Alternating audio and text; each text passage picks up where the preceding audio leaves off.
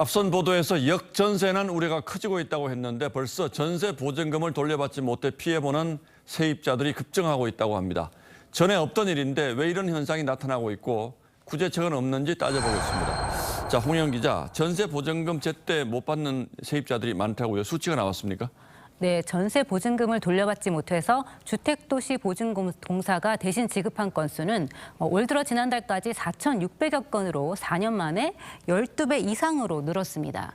지급의 규모도 4년 전보다 급증했습니다. 예. 특히 이런 위험은 서울과 수도권에 집중된 것으로 나타났는데요. 이 서울에서 집주인에게 보증금을 돌려받지 못할 것 같아서 우선적으로 받을 수 있는 권한을 법원에 신청한 세입자는 역대 가장 많았습니다. 자, 그런데 이유가 뭐죠?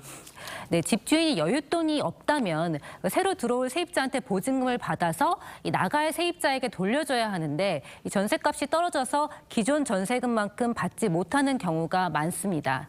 또 조직적으로 전세 보증금을 떼먹는 전세 사기도 기승을 부리고 있는데요. 예. 이 피해 주택 가운데 빌라가 많아서 이른바 빌라왕 사기라고도 하죠. 집값과 전셋값 차이가 줄면서 적은 돈으로 빌라나 오피스텔, 소형 아파트를 여러 채 사들이기가 쉬워진 탓입니다.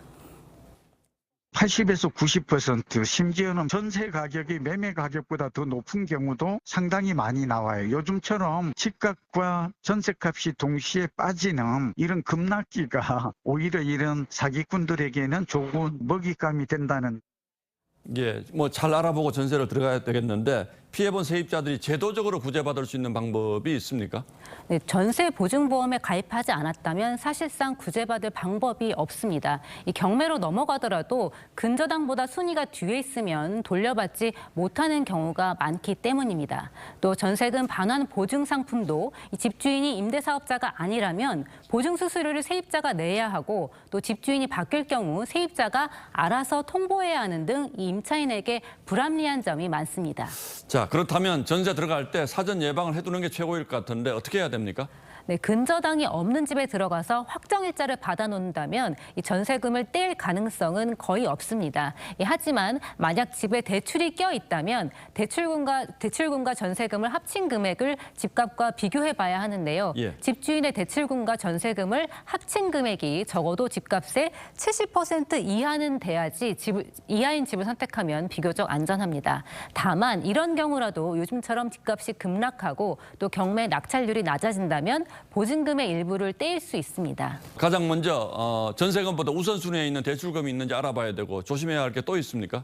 네, 지난 2, 3년간 집값이 뛰면서 종부세가 큰 폭으로 늘어난 집이 많은데요. 이 전세 계약을 맺을 때 없던 집주인의 세금 체납이 뒤늦게 발생하기도 합니다. 이런 정보를 세입자가 요구할 수는 있지만 사실 집주인이 거부하면 방법이 없습니다. 그래서 집주인의 동의 없이도 세금 미납 내역을 볼 수 있도록 하는 이 국세기본법 개정안이 국회에 발의됐는데요. 이 개인정보 문제 때문에 처리가 미뤄지고 있습니다. 예, 집 없는 서민 눈에서 눈물 나는 일 없도록 정부가 먼저 시스템적인 대책을 꼼꼼히 좀 따져봐 줬으면 좋겠군요. 예, 홍영 기자 잘 들었습니다.